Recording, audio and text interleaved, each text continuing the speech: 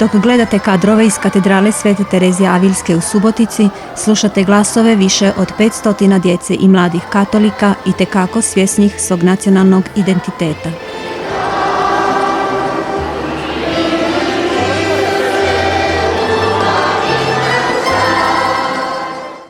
Kao dio hrvatske zajednice koja živi u Vojvodini, tradicionalno svaku školsku godinu započinju ovdje i na ovaj način, zazivom Duha Svetoga i misom zahvalnicom.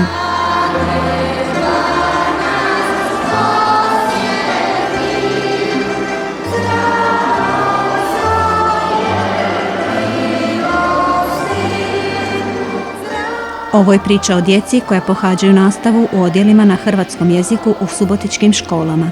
Ali ne samo o njima, i o njihovim roditeljima, odgajateljima, župnicima, dobrotvorima. Ovo je priča o ljudima otvorena srca koji vjerom i radom otvaraju granice i grade zajedništvo, upravo radi njih, najmlađih.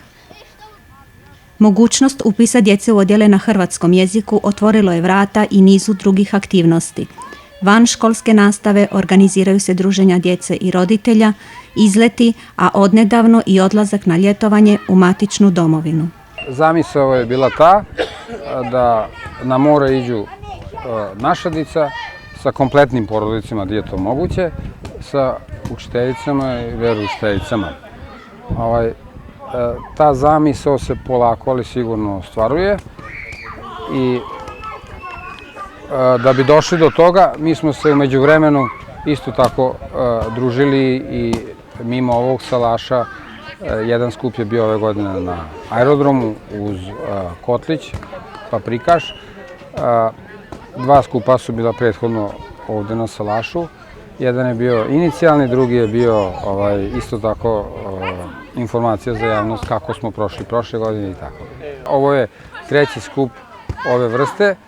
Danas sređujemo utiske kako je bilo na litovanju u gradu Krku, na otoku Krku i u Veli Lošinju. Isto tako pravimo plan za sljedeću godinu kako ćemo to organizovati još bolje i obuhvatiti još veći broj naše djece. I onda su me ljudi upoznali s tim načinom rada, njihovim ciljevima, a i metodama. I slušavši to, počeo sam se Bogu moliti da to uspije. Da zajedničkim snagama ujedinjeni znaju pravu stvar nositi naprijed.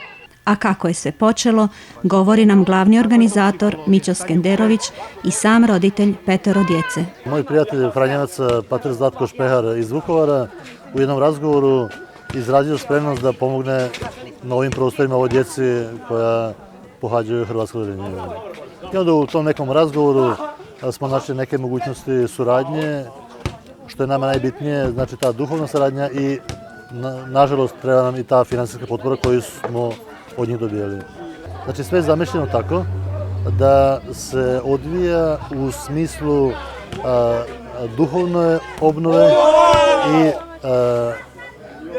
učvršćivanja nacionalne svijesti. I iz tog principa su se okupili roditelji koji su zainteresirani samim tim što su upisali svoje djecu u hrvatsko odjeljenje, pa su pokazali interes da se nešto uradi po tom pitanju. O prednostima upisa djece u hrvatske odjele i dobroj međusobnoj komunikaciji govore i roditelji i odgajatelji. Dica nam se druže, a družimo se i mi roditelji, znači imamo jednu dobru komunikaciju.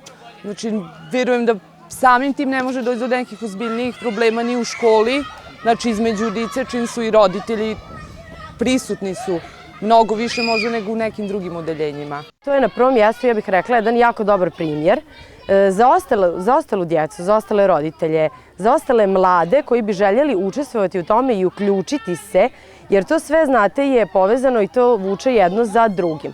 Da se djeca osjećaju gdje pripadaju, što rade, što čine, da mogu da se šire, znači svoje vidike, a pritom da imaju vjerski odgoj. Od dolaska na ove prostore uz Hrvate uvijek su bili i Franjevci, utkavši im vjeru i svjesnost u očuvanje jezika kao opstanka hrvatskoga roda. I čuće to drugi. I ova dječica koja se sad tu igraju, ovi mladi. Znači, danas smo bili na svetoj misi, ovo je jedno druženje na početku jedne školske godine. Svi oni koji budu željeli biti i učiti svoj materinji jezik, svi će dobiti hrabrosti na ovakvim druženjima. I ove godine djeca iz Vojvodine otputovala su na ljetovanje u Veli Lošinj.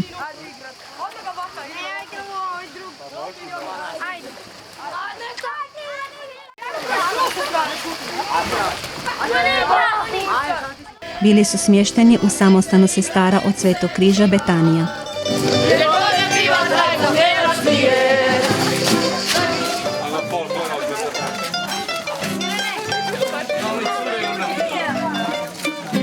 Razgledanje grada, radionice, duhovne obnove, a napose svakodnevne svete mise pružile su mogućnost svim sudionicima dati dio sebe u cilju što kvalitetnijeg odmora.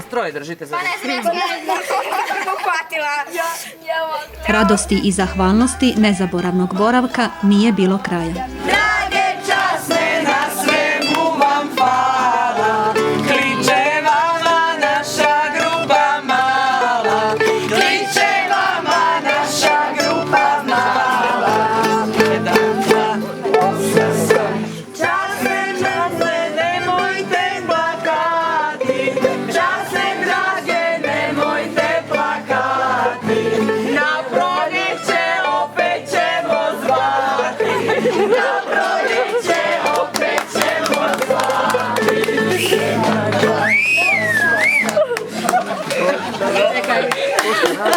Dio djece po prvi puta ljetovanje je provelo na Krku, u samostanu Gospe Karmelske. A kako slučajnosti ne postoje, Hrvatska karmelska provincija Svetog oca Josipa izrasla je iz karmelskog samostana utemeljenog 1905. godine u Somboru, u kojem je živio, djelovao i umro na glasu svetosti otac Gerard Stantić.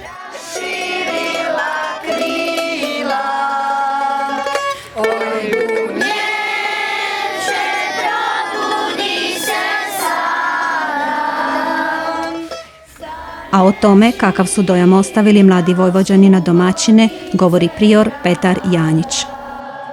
Za nas to je zbilja jedno ugodno iznenađenje. Glede recimo i organizacije vaše kako ste se snašli u našem samostanu jer ste zbilja uključeni i glede posluživanja, pranja suđa i tako dalje.